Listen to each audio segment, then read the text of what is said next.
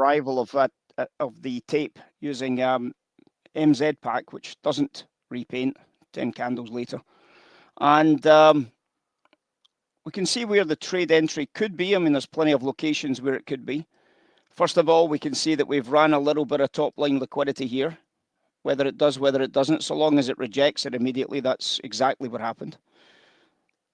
You can see that on this candle that there is offers being stacked, but more importantly, the bid is getting pulled here. Do you see the bid getting pulled here? So if you see red below the candle, the red is below the candle, so that means that bid is getting pulled. So if the bid is getting pulled, we know where the price is going to.